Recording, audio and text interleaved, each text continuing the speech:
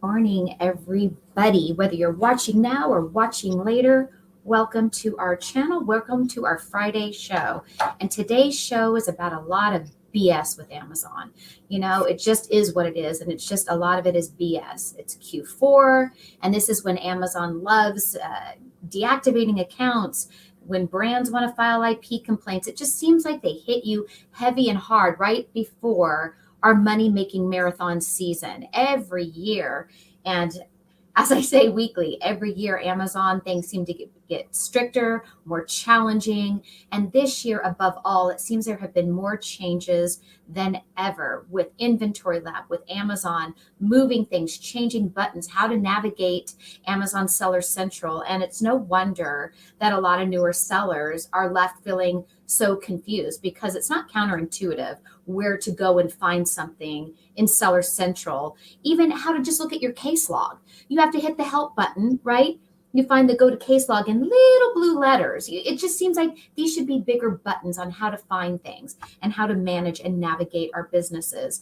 So today is not going to be all negative, but we certainly are going to be talking about just all of the shenanigans going on lately with Amazon and with us sellers. Good morning, reseller mom. How are you today? I am doing good, but it is super frustrating. And for me, some of these changes came through an email, which is great. Some we are seeing because other people are posting on Facebook groups. We have a lot of opinions, whether they're good or they're bad. Do they affect us? Do they not affect us? So whether this is, you might be like, oh, well, that's not my problem. That's not, that part It's not doesn't your affect problem today, right? It needs to happen. And a lot of my frustration, I was venting to my husband last night. I said, I don't mind if they rolled out things, but they don't tell you. All of a sudden you go to the help button and the whole help button navigation has changed from the old tree. And I don't know if I like the new part better or worse. It's kind of like they just rearranged the UI and they didn't really improve anything. They just changed around how it looked. And they don't ever ask for feedback, or I don't think they talk to people that use their stuff. No, I think they just do it. They don't talk to the users, just like how in corporate America, the executives don't talk to the employees that are actually on the floor dealing with their department or the customer service issues, people that are in the know. And the thing is, you may be watching this today and thinking, oh, well, that hasn't happened to me or it's irrelevant. But the thing is it may happen to you or it hasn't happened to you yet. Because I know I had something happen to me yesterday and I had to message you and say, hey, didn't you have this problem like 6 months ago within Amazon? And my problem is I had a brand hit me with counterfeit without a test buy. I don't know if anybody watching has ever had that, but now all of a sudden my inventory goes into stranded. I've got that big red letter warning next to my name and on my account health page. I am now in violation of having a counterfeit without a test buy from a supplier. I reached out to them. They apologized. They notified Amazon that they retract their complaint against me. It falls off my account health dashboard. My item is back and listed and active again. Everything is all well in the world until 5 days later when I got hit with it again. So I reached out to them yesterday. I'm like, well, what happened? He says, I didn't redo this. And he says, hold on, give me a second. I'm on my computer. He's clicking away. And he goes to do the retraction. And on his end, it says he can't do it because he already did it. Yeah. It's a mystery. It is. And I had, that's the same thing that happened to me, 6 months ago? Yes. And when I called, I spoke to Seller Central several times and they said, you got to send in an email to wherever I showed you yesterday and have the case ID, all the information on the ASIN, and then also your seller ID. And I'm like, really? And then I've been working with 2 people that can't get into the NARF program. They go to enroll and they hit the enroll button. It says enroll here. And it just brings them back to the first page. And I said, that's what I was complaining to my husband. I said, not only do they not tell us about things, but then their buttons don't work. You get in this round and round where you're like, oh, okay, I just need to register here. And it goes around and around.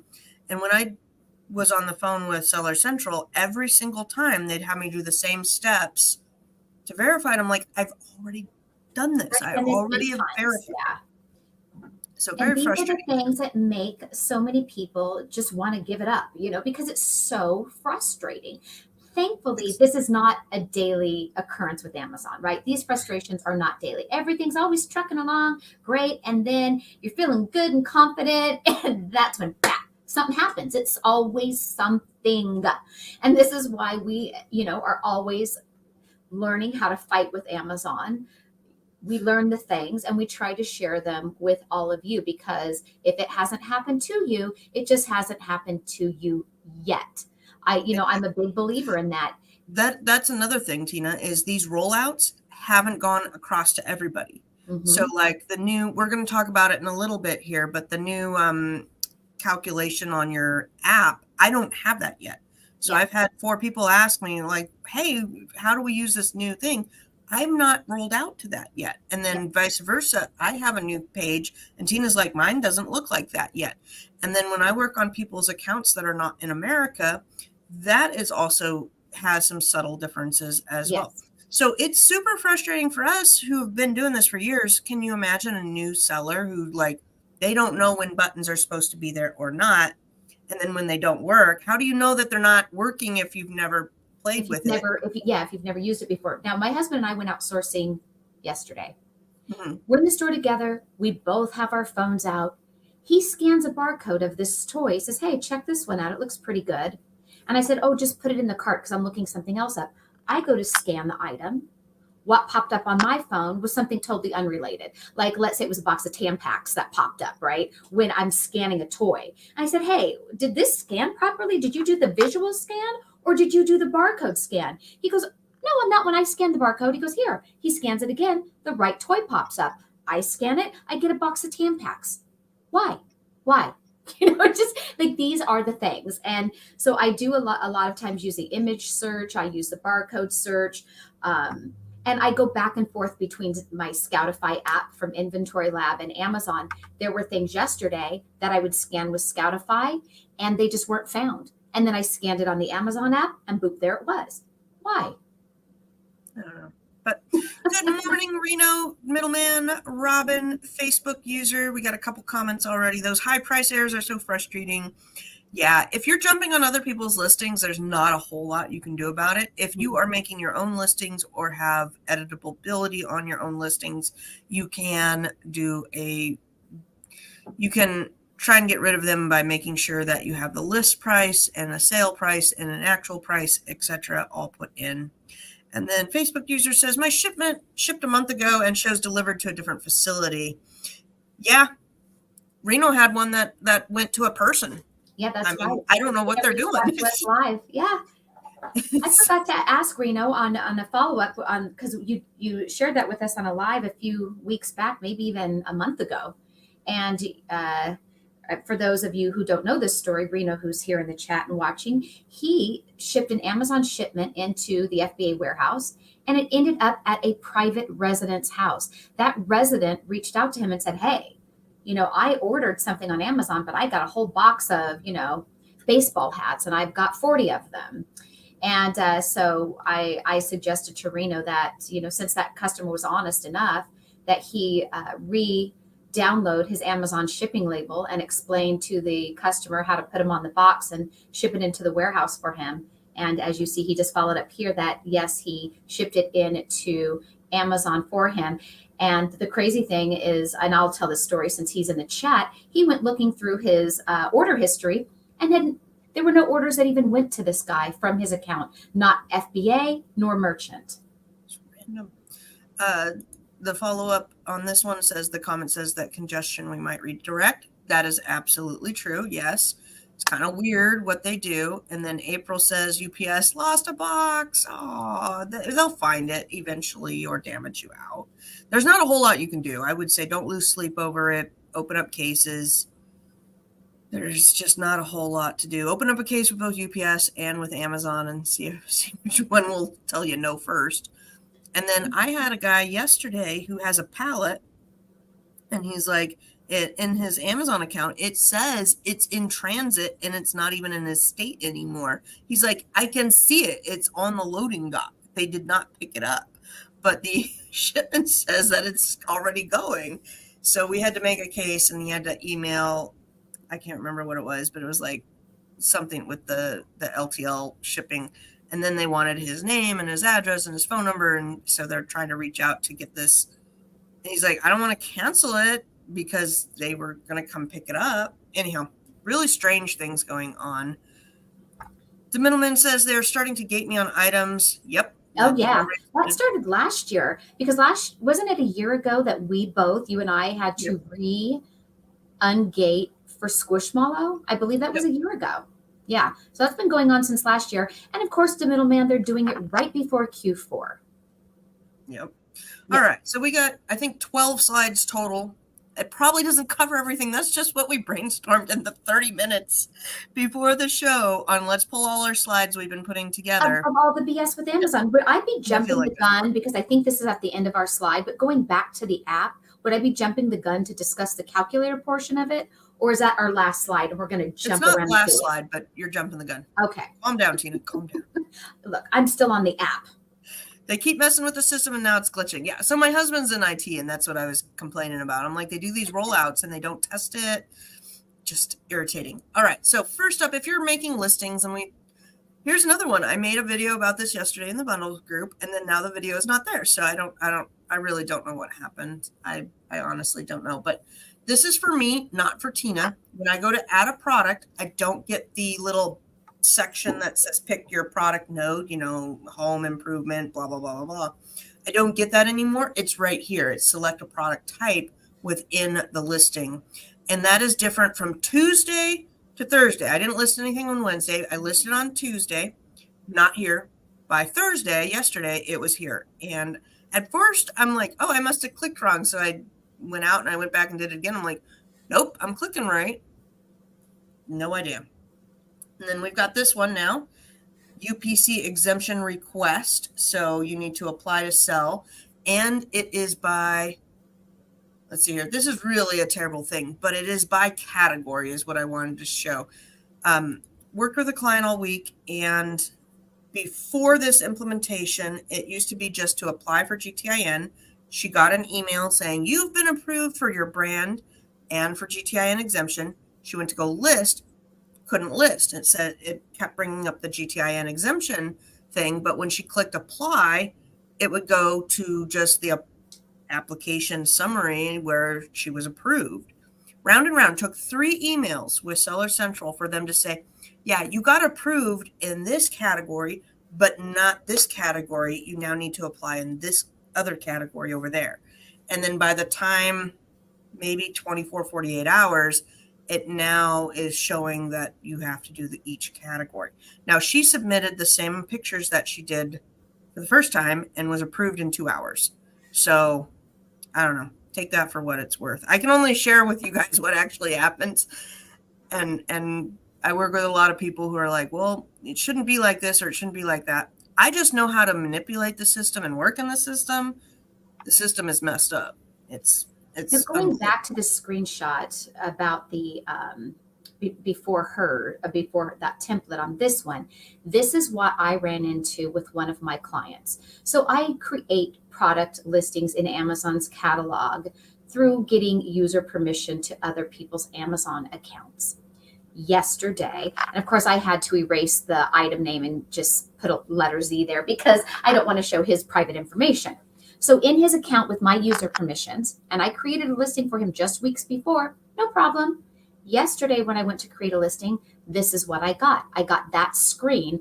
And unlike Lucy, I chose the product node prior to getting to that screen. So, it was different. When I got there, it wanted me to apply. I think it was GTIN. It says there at the bottom. He already had a GTIN permission. Oh, UPC exemption required. He was already approved for that. And it only let me save that to a draft. And so I told him, I said, I'm confused. I said, because I know we successfully got your G10 approved. I said, maybe they need you to get it in this category. I thought it was a category issue, like yours clients was. He goes into his account from his end. We're on the phone with each other. He goes, no, it's letting me move on to the next step and put the bullet points in the description. I thought, well, that's odd because on my end, I can't proceed from here. So we did a video call and I walked him through. I, sent him over the bullet point and I'm telling him where to put all the things. And then he was able to save it into his inventory. And I could go in there now in his inventory, manipulate the listing. Yet the listing that I started the other day still sits there in his drafts and I still can't proceed with it to this day. Why on that listing and not on his other listing I created? I create listings for people all the time. I do not understand this glitch or hiccup in Amazon. I don't know why. Thankfully, thankfully he's US based and I could just get him on a video call and walk him through creating the listing. Why? I don't know. Yeah, that's crazy. On his brand name, did it drop down and show the brand name? Yes, in that spot, I had his brand name in that box, the one that he had I saw G10 that. exemption for. And then when I click the I don't have a product ID, because then what should populate down at the bottom is the next button. There's the button that says next. It never would pop. Well, it was down there, but it wouldn't highlight in order for me to actually proceed. Yeah, that's a strange one. I've had clients who misspell or have an apostrophe messed up. So that's, it's user error on that instance, Yeah. but this is a whole brand new thing. Yeah. All right. The next topic we're gonna touch on is generic. This is a long string from Hustle Buddies, and then I also added Chuck's notes in here too that he posted. Thank you, Chuck. This morning, I received notification from Amazon that 2 of my FBA ASINs are under review for authenticity. Oh, this might be something different. These are old deleted listings last year. Oh, yes, I remember. And what's going on. And they were deleted out of the account. I had asked somewhere in here, did you completely close and delete the listing? Yes. I asked, were you open in Canada or Mexico? They said yes. So that's a weird one. I don't know how you would get an authenticity review for something that's wasn't been long deleted out of your account, which brings me to a point. Everybody go through your accounts. And if you have closed listings or just sold out and out of stock listings that have just been sitting there for a long time and you probably aren't going to be able to get them anymore. Maybe you were hoping you could get them. Maybe just copy and paste those ASINs to a spreadsheet or somewhere else and just delete things. Because even if you have 0 in quantity of an ASIN that it still sits in your account, maybe you haven't sold it for a year or 2 years and it's just sitting in your account, even with 0 in stock, you can still get hit for possible IP complaints, things like that. And then you're frustrated, like, crap, why did I still have that sitting in my account? So please periodically go through your accounts. If you have time today, do it today and delete old listings that you are not selling anymore. And again, if they're ones you were really wanting to save them to an email to yourself, to a spreadsheet, so you don't forget about them, just in case. You just never know. So this next one is along the same lines, but it's with generic. There has been a few posts on generic listings all of a sudden flagging you for Section 3 of Amazon Business Solutions, making your account disabled, and then your funds are withheld in accordance to the funds withholding policy.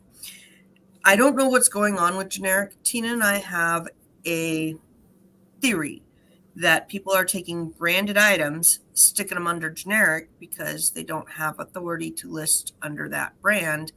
And those are the ones getting hit, not true generic items. I don't know. Amazon tells you to list your item generic if it doesn't have a UPC code.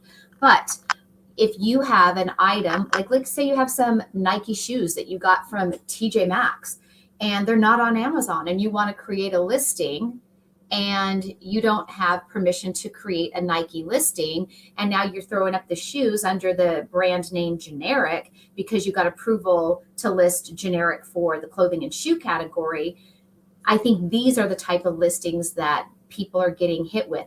Now, you maybe have jumped on that listing that was already existing on Amazon. Maybe it was a bottle of Windex that was listed under the brand name generic and you didn't create it, but you happen to hop on that listing with a bunch of other sellers too. Nonetheless, you're now still selling a branded item listed under the brand name generic. And my hunch is it's those brands coming to Amazon and not liking it, or Amazon is doing their own in-house cleaning where they're afraid, they're trying to protect themselves from brands coming after them being listed on their platform under the brand name generic when it is in fact not.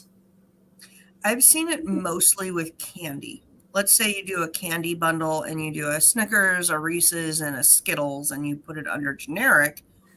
And that's kind of where I would be for Q4 related, jumping on a lot of candy bundles. I mean, who doesn't love a good candy bundle out there? Yeah. Which I saw one yesterday. Get this, Tina. They had Archie McPhee, who I love, Yeah. candy canes, flavored. It was salad with kale. Yeah. So nasty. So But nasty. something like that could be totally listed under generic, and you just got to watch out for that.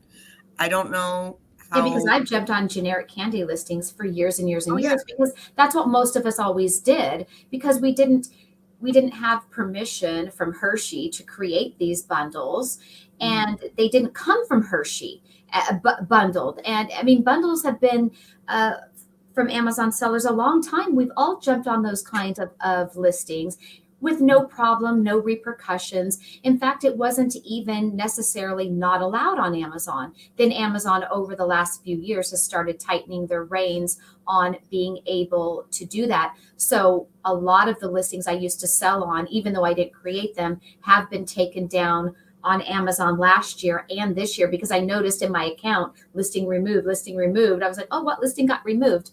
And like Lucy said, it was a lot of candy bundles. And it's really unfortunate. Amazon is also going to be losing out on profits for this too. So it's a mess. Hi, Jim. Good morning. Hi, for generic. What about when we do a bundle at our own brand name? Is that okay? So that is $1 million question. This is what Tina and I are doing for our branded bundles. We are not putting anything under generic because I just can't do anything under generic and have that done. Then for what brand I put it under, I have several brands I list under. Some have a trademark, some do not. And I'll just throw it under a brand name of something. And then we are trying to stay away going forward from licensed product. Now, I still have a lot of licensed products in my inventory, but I am going more towards buying generic type items. Let's say you have kitchen accessories and centering around a common theme, such as pigs or chickens or roosters or I don't know, whatever's hot in the kitchen right now, and just putting together bundles that are around that theme that are truly generic and kind of going the safe route for right this minute. Yeah, there's a lot of safe bundles you can put together using the brand name generic. There's a lot of safe stuff to do.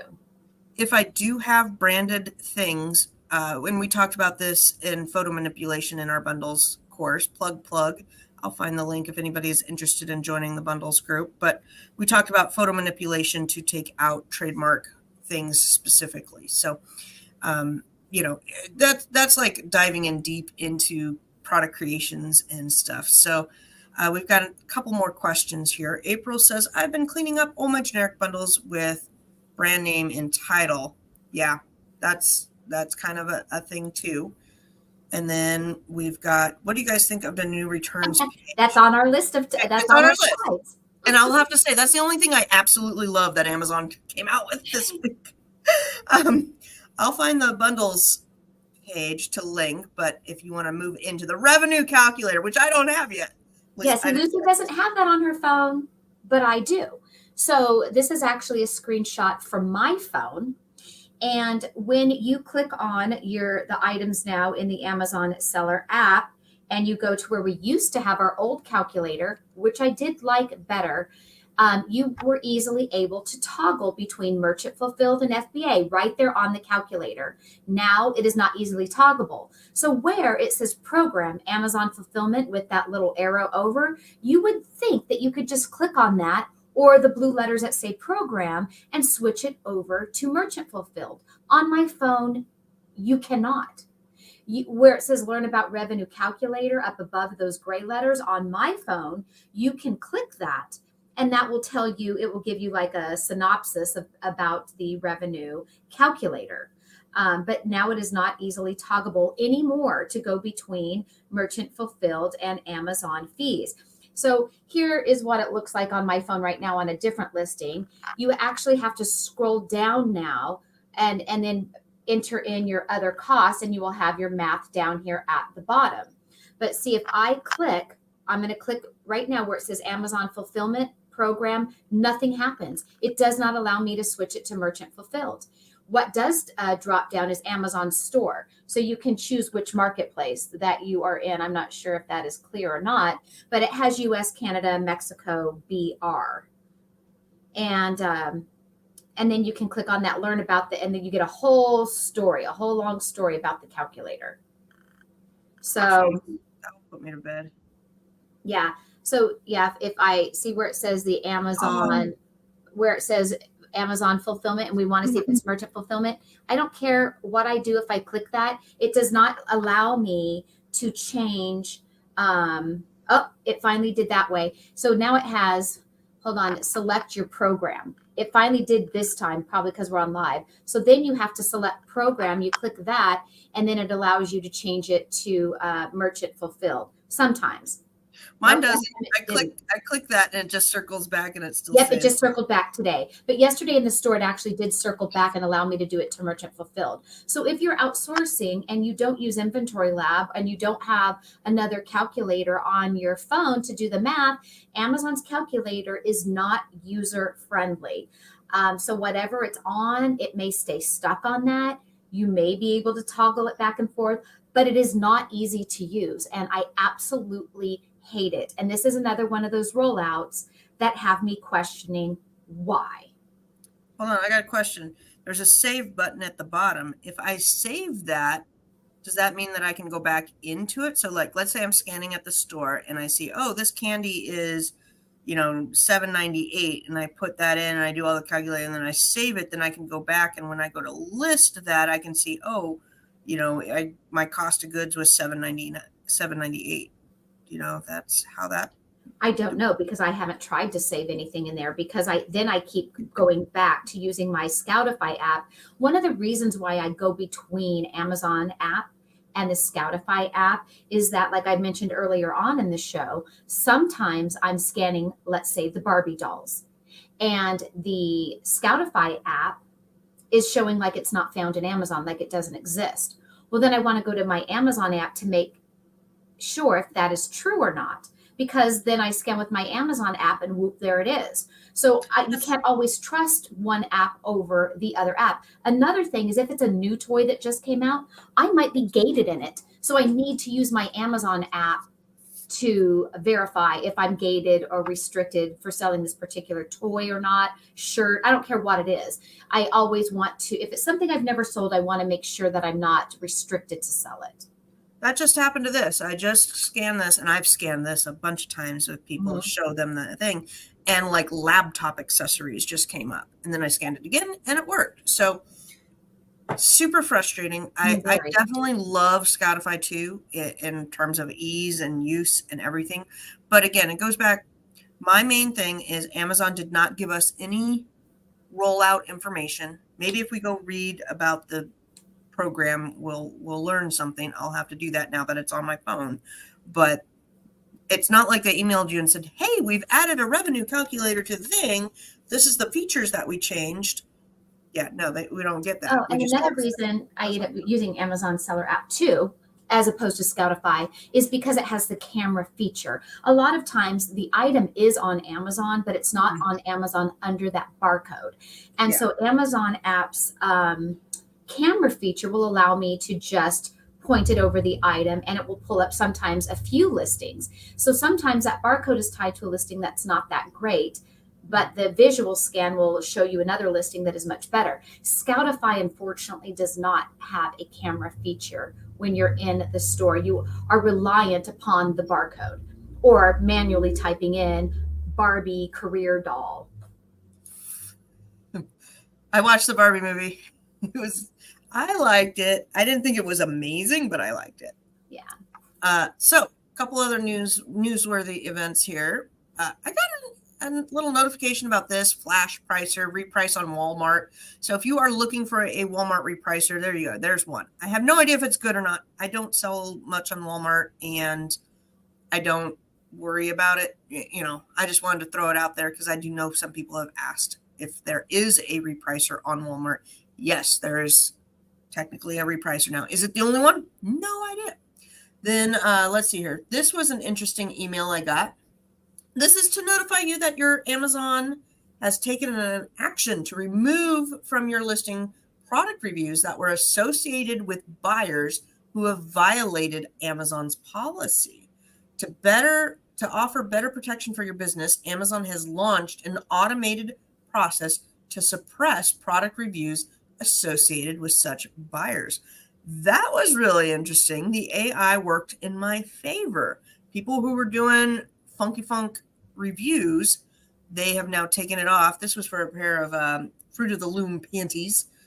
I don't know what you could review. I don't pay attention to the panty. Not my listing. I jumped on a Fruit of the Loom probably from Ross or Marshalls or Burlington or something. Yeah, and the thing is that it could have been review manipulation to help the brand sell their items, which could have been taken in a positive light, or it could have been reviews that they're taking down from those that leave negative reviews to make your product look bad, so their product looks better.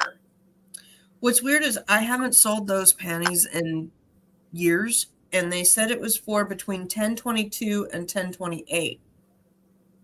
Okay, it was reviews done during that time. So apparently the ASINs are still live. I don't know. I just found that one was kind of interesting. Wanted to talk about this for just a blurb because it's one of the number one things that people ask about. And we're going to talk about returns in the new return dashboard.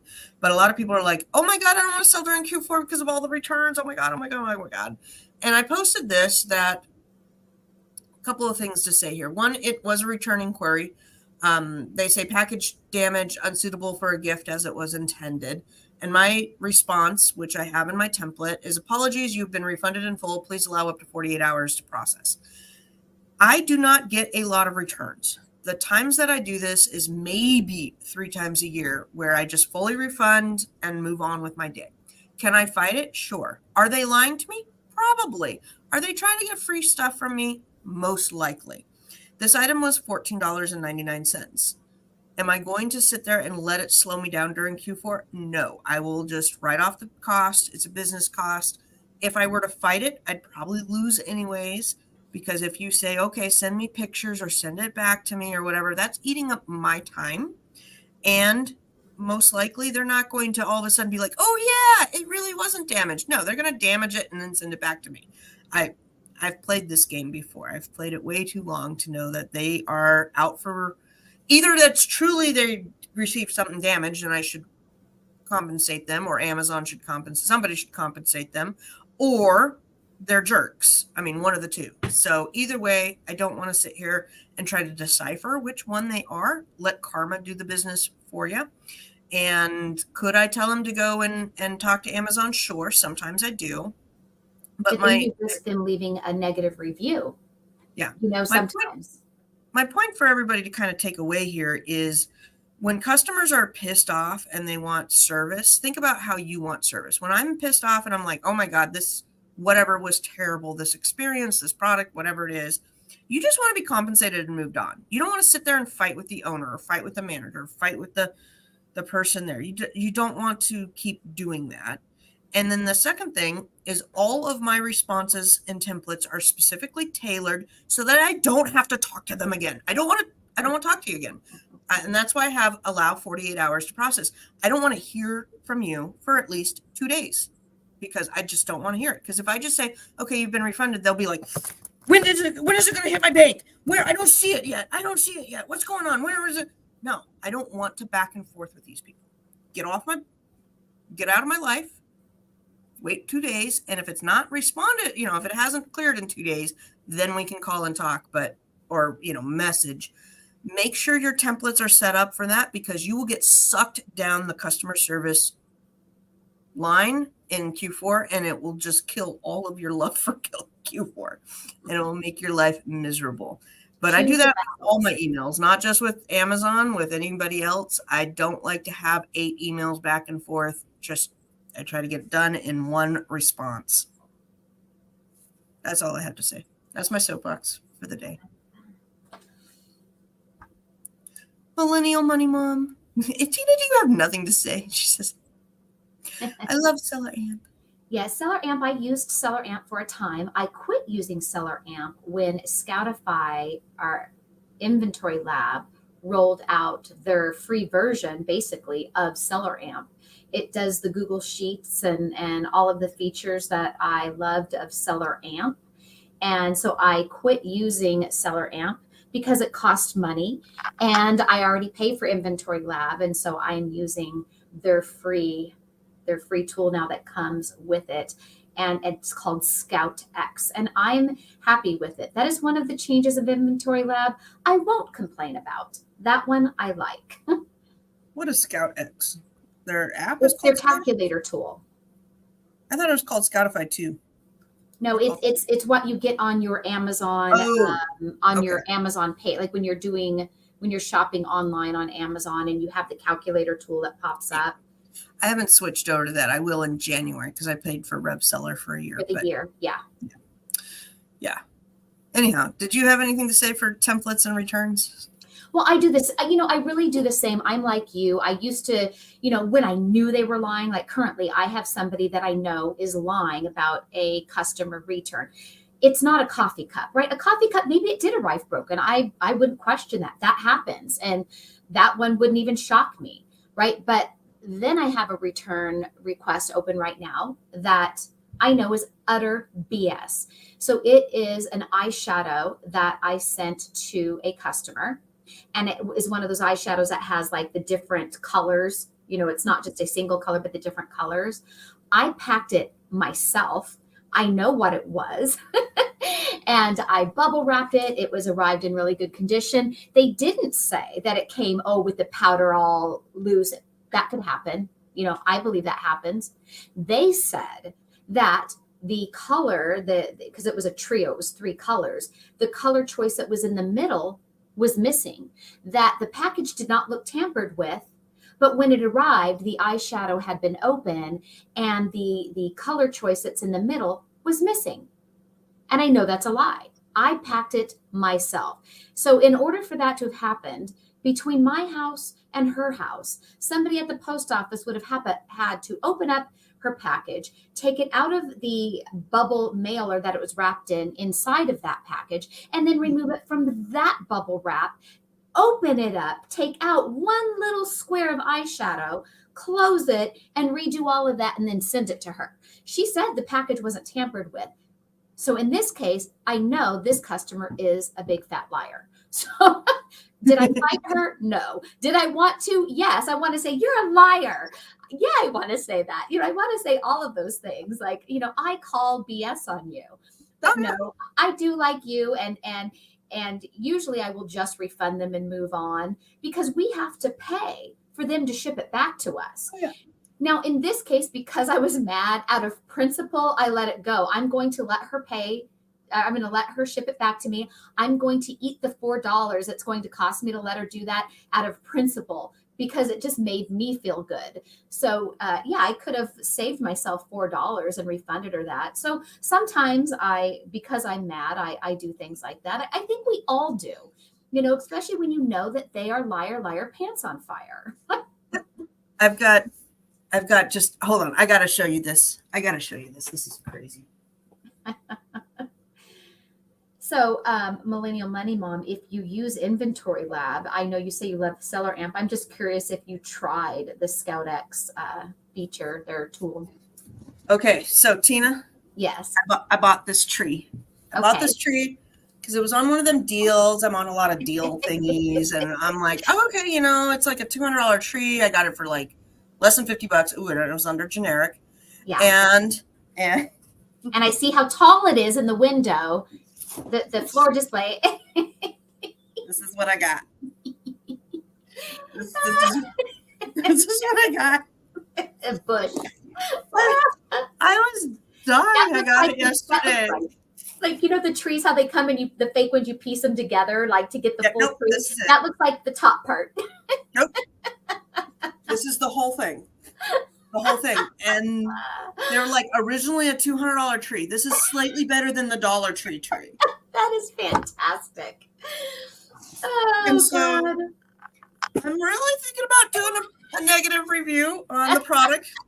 Like, just not as I shown. want you to. Not only do I want you to, I want you to show a photograph of that. Yes, because those are reviews I love. My husband was dying. He's like, you got catfished. I totally did. I totally got just hosed.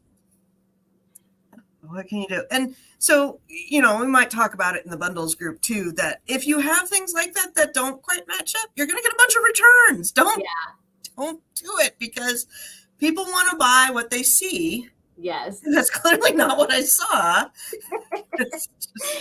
And that must be a dollhouse, right? Considering how tall it looks next to the window. Well, here's the. Can I still see? Yeah. Here's the thing. The second picture has this. And I'm going, okay, so picture 1 and picture 2 are 2 different items. Yes, that's then picture 3. Picture 3, they have it in front of the fireplace. Look how big those are. Yeah. And same with that. And this is not the product either. This is not the product. My product has this green baseboard. So my product is only on slide picture number 2 and the last one. And everything else is this beautiful and big. And it does say 60 centimeters. And of course, you know, we're in America, so we use inches. Yeah, whatever. Okay. We got a couple more things to go through here. We have got, this is a long blurpy blurb, but in essence, Amazon has taken away 2-day handling time. I'm kind of pissed about this. We are depreciating 2-day handling time and moving your account to 1-day handling time because they found, I think they said 86% of accounts can comply from the 2-day to the 1-day. And I'm going, oh my God, really? Really? I like having 2-day handling time for Black Friday weekend, because then I can come home from Portland with all my stuff and have till Tuesday to get it out. And now I'm just got to watch that handling time super good. So if you weren't aware of this change, be aware. And then they will allow certain exceptions if it's proven on that SKU level. Well, I'm selling whatever retail arbitrage, online arbitrage crud, so it's not going to be SKU level. It pretty much doesn't apply to anything I have. I'm so pissed. Just pissed. Yeah, during Q4, that's a tough one. I will screen share. So Crystal Ramirez, she's saying that she didn't even know about it. So I'm going to share my screen and show you what it looks like. It pops up like this. So this key down here for me is Keepa. So it kind of models after the Scoutify app, because I have Keepa programmed into my Scoutify app. This little button here, if this were a variation listing, we could click on it and it will pull up all of the variations, a bar down below here. Here's the calculator where you could put in, it cost me, $2. You can see the graph here. This is kind of like Keepa built in right here. You can at a glance see the offers. At a glance, you can see the reviews. I just pulled up Thanksgiving decoration. This was the first one to come up. But then you could also add your item into your unlisted inventory, and you can also attach it to Google Sheets. So if I were to put in here $2, then when I click the Google Sheets, you can create Google Sheets for stores, for whatever you want to create the Google Sheets for. It's attached to your Google account. You can then, once that opens up, you can type in what store it was at if you would like. And then your Google Sheet actually has links to the Amazon listing, to everything. And this is free. It is included with your Inventory Lab account. So go ahead and check it out. Excellent. She asked where to sign up for it. It's within Inventory Lab. You get it within. Yeah, I think that, yeah, you get it for, if you pay already for Inventory Lab, if you are an Inventory Lab user, you get that for free. And I believe I just went to the Chrome store to download it. It's been a while since I've been using it now. Right. And with Inventory Lab, I like Inventory Lab for management of your inventory when you need to know your sales and history and all that good stuff and how much value you have at the warehouse and not. Then they have the scanning app. Love the scanning app, much better than Amazon scanning app. And then they have this new Chrome extension that eliminates needing to have RevSeller on top of it, which is amazing. All right.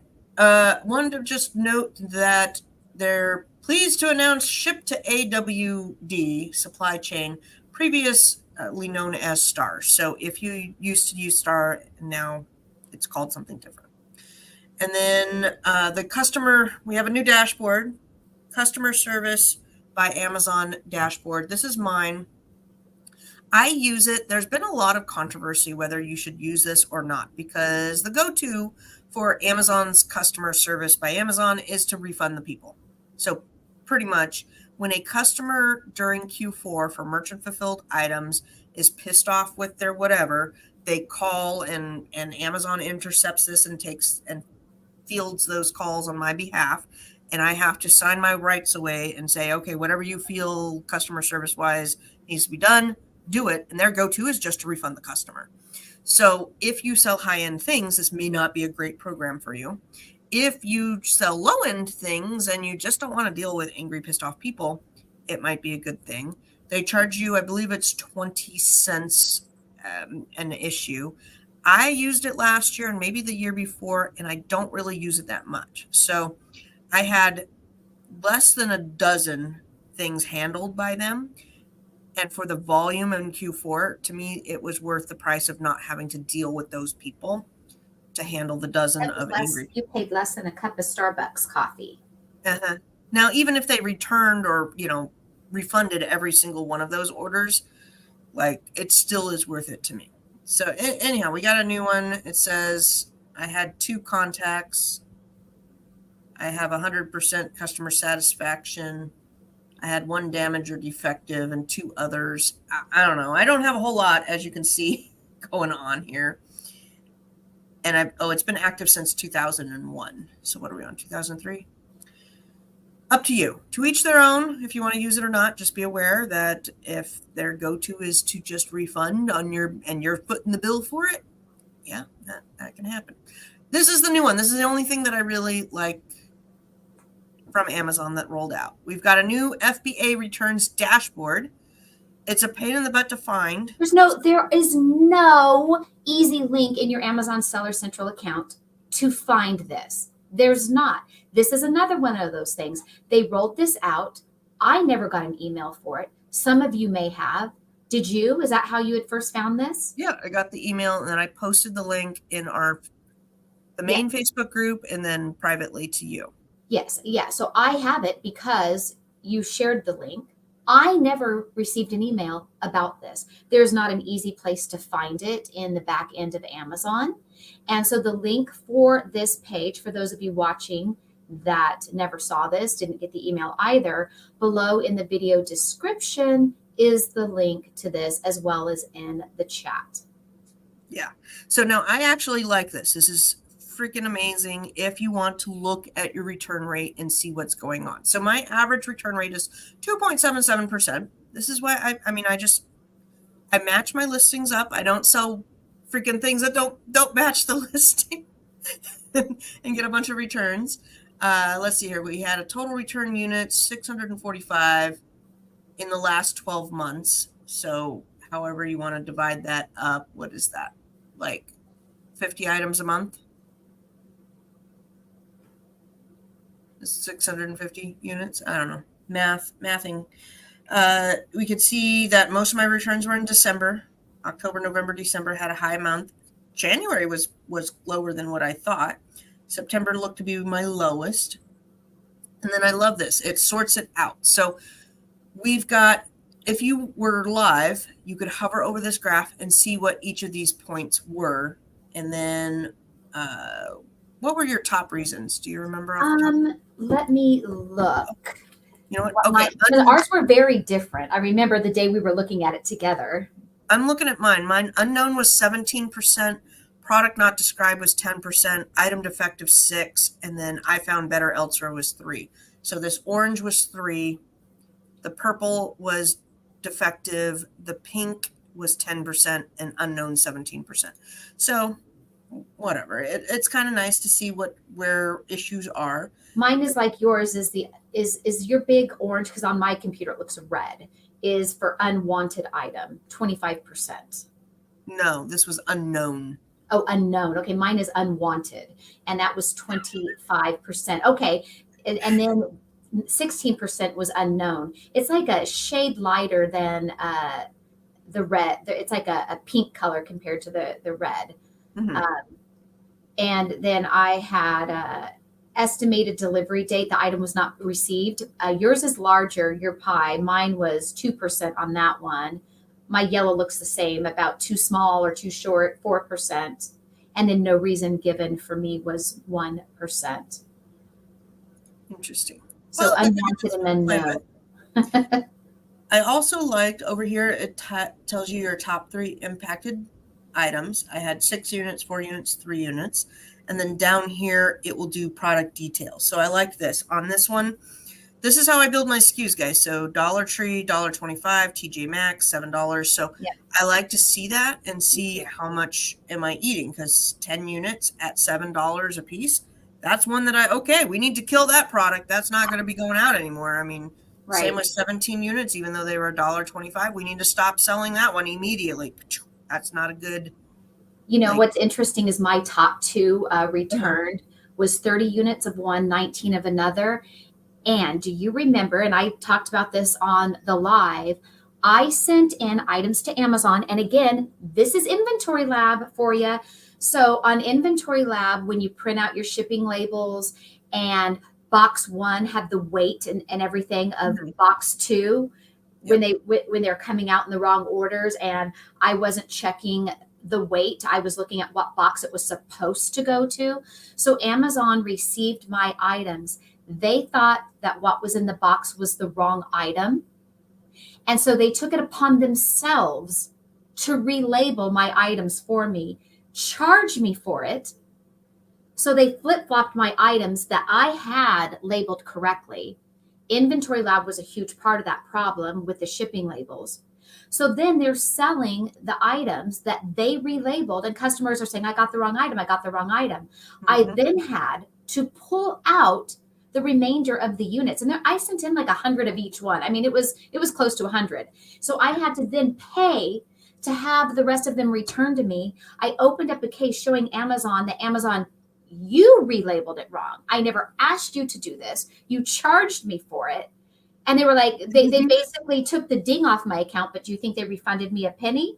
No, not at all. And so then I had to resend them in again. So my 2 highest return infringements on that page are the 2 items that Amazon helped ruin for me. I still sell them, but to this day, I do not send them. I make sure they're their own, because I'm scarred for life. Scarred for life over it. Well, anyhow, I do like this dashboard. I think it's fun to play around with. This and the voice of the customer, I don't ever let it make huge business decisions for me, but I do periodically check it, maybe quarterly, maybe monthly.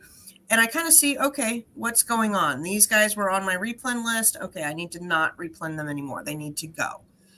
They break too much. I get too many returns. It's not worth the item there. Yeah. So I let it guide me and alert me if I need to do extra packaging. If you're noticing you get a whole bunch of broken items, then you need to change your packaging, etc. Gertrude, good morning. How are you? Buyer selected UPS 3-day select based on my shipping preferences. Is this service cost more than USPS by $2? They didn't select anything. You can't select a shipping preference unless if you select expedited. to get it there by a better guaranteed date. So they just did that, and based on your preferences in your where is it? It's in your merchant fulfilled preference settings. I can try and bring up where that is. You have the defaults on how you want to preference your shipping, and you can ship it however you want, as long as you're not like, if they paid for expedited shipping and then you send it really late, that you're going to get in trouble for that. Return page has multiple options that make it confusing. You used to be able to scan RMA, tracking number, and order without having to drop down menu. Huh? Returns page. I haven't seen the returns page messed up. I can look at that though. Do you know what he's talking about? I know the returns page, but I haven't gone to it to see what buttons have been changed or moved. I believe you. I absolutely believe you. Hold on. I got to get out of. Let me see if I can. I'll try and bring it up. Do we have any other questions today? And, I need to see if I can find the merchant fulfilled. I'll see if I can find the section that I'm thinking for you. Or do you remember where it is? You know how when you take the little boxes and you say, I want this shipping preference? Do you remember? Are you talking about our shipping templates? Yeah, it might be in the templates. I think you select that in your shipping template. The preferences. Yeah, your preferences. As you're walking through setting up your shipping template, I believe your preferences are there. Do you remember where? I'm going to open mine up right now. I don't remember where. I know in the box walkthrough. So if you're there and when you do edit information and you go, but there was another spot for it. Off the top of my head, I'm just thinking when you're setting it up and I found it by accident one day, Tina, and I said, Tina, this is blah, blah, blah, blah. And you were like, oh yeah, I've been using that for years. See? Do you remember that day? Vaguely. I do remember saying, I remember us having that conversation. Okay. And so we are talking about where you select the days. Are you talking about even when prior to, or when you're actually going to do a merchant fulfilled order?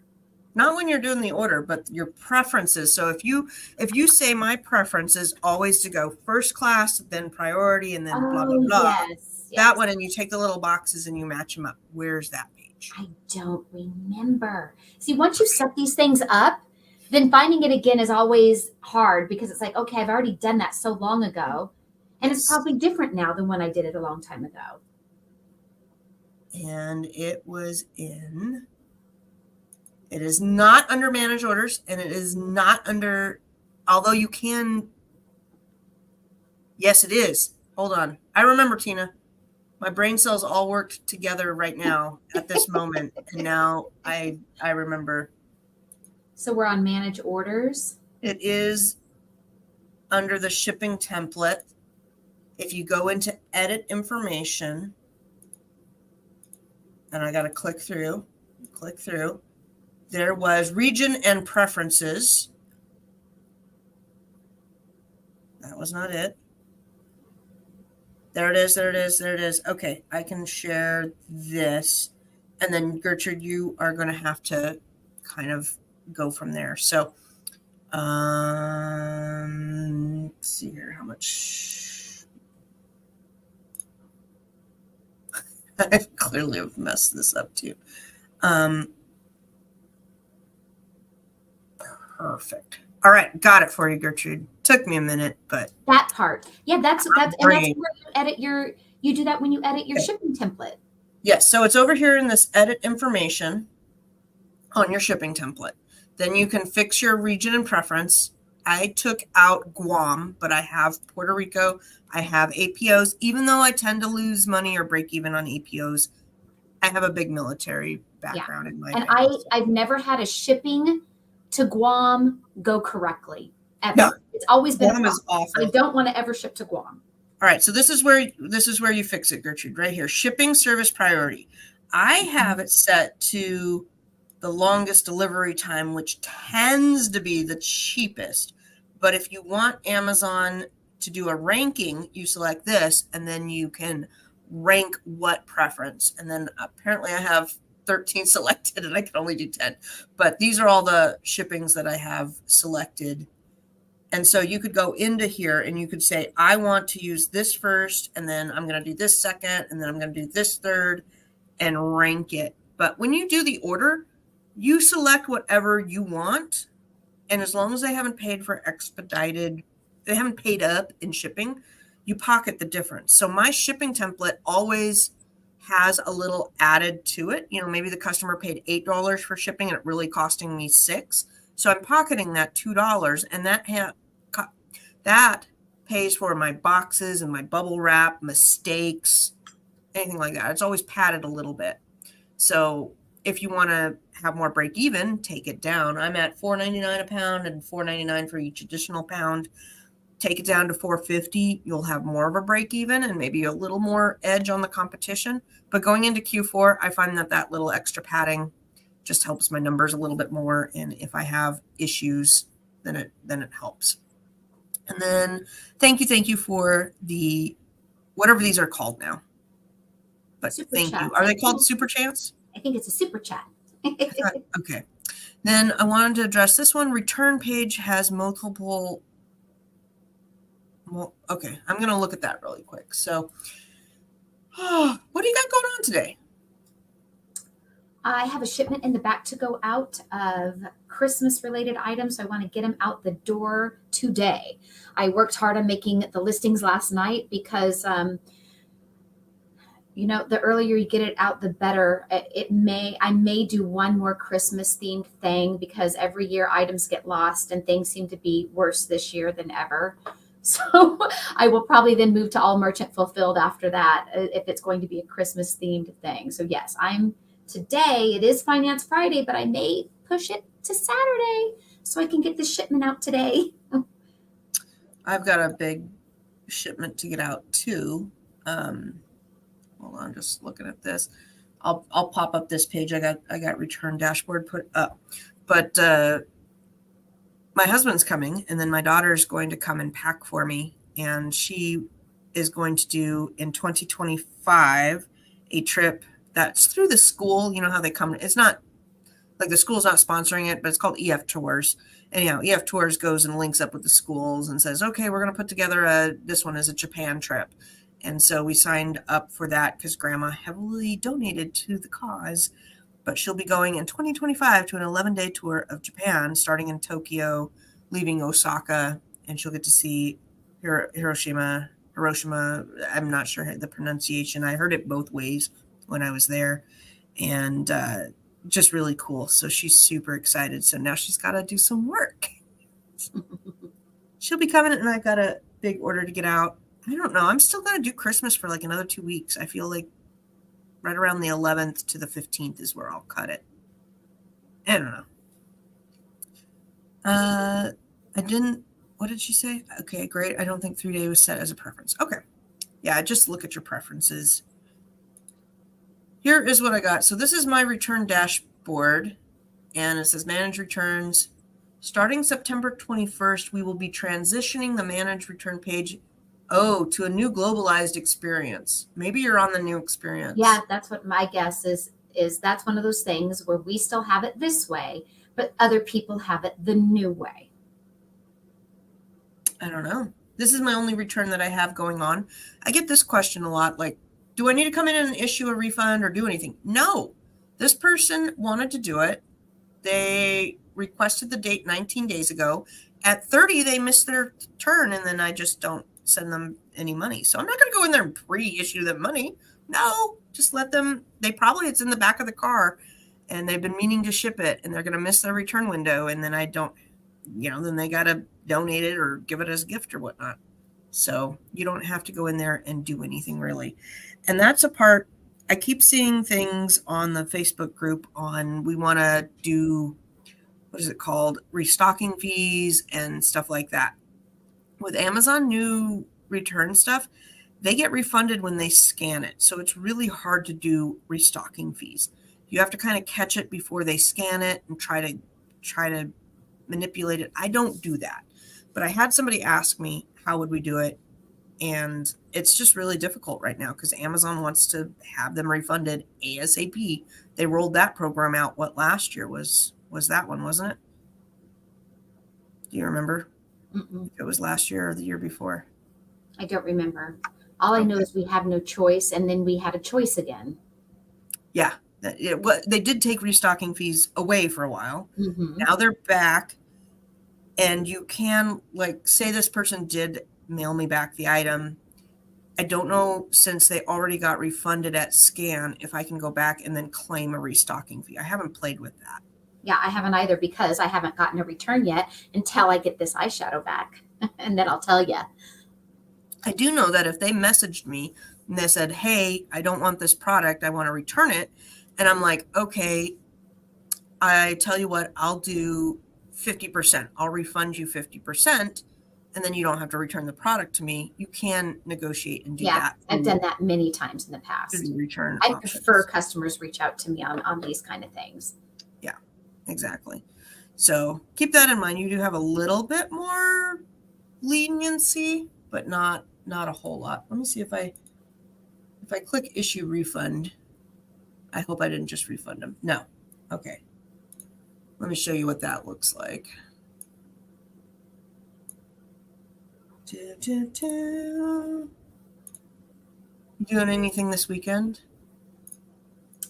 Shopping, shipping, listing. That's all I'm going to be doing every single day until it ends.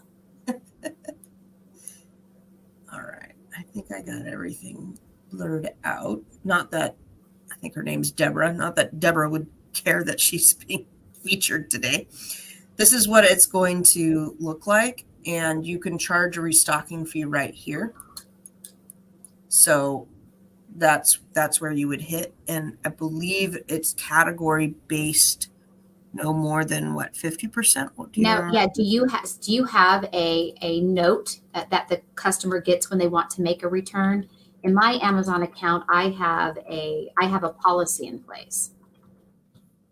How do I find my policies? Because you have to create it. I'll share with you I'll after the show. I'll give you my stuff. Okay, but where do I find that? Oh, here we go. This is good too. Let me share this. Okay, let's see. What is this? Okay, this is when you click on restocking fee. This is what it gives you. So looks like you can say, okay, there is minor damages and charge a restocking fee. You cannot charge restocking fee for items returned in original condition.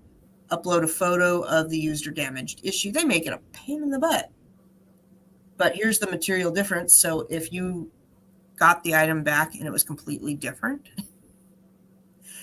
that's where, if they already get refunded, how you go in and set that. That's the part that I'm not entirely sure how that will get done. All right. Where do I find my thing? I'll have to look at it after. I don't have my account open and I can't recall the button, but I will find it and I will tell you. I'm going to type it in. What is it? And right now I'm so hungry. All I can think about is eating. So of course my brain won't focus.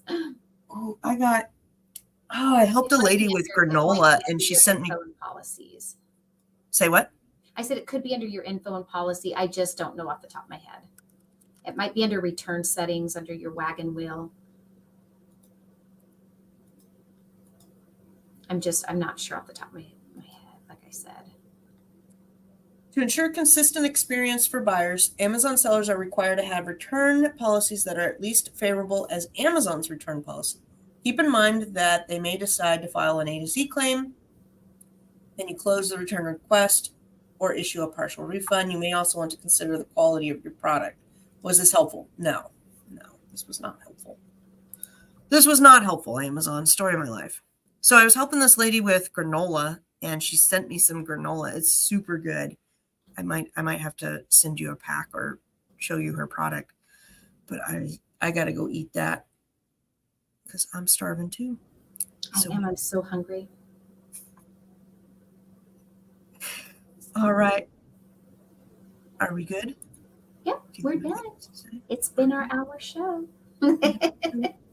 Thank you, everybody, for joining us today. The middleman, Reno, Facebook user April, scrolling through here, Jim, Invin, sorry, Millennial Money Mom, nice to see you again, Holograph, and Christelle. Gertrude, thank you, thank you. You all and Karen have a wonderful day and weekend. Bye, everybody.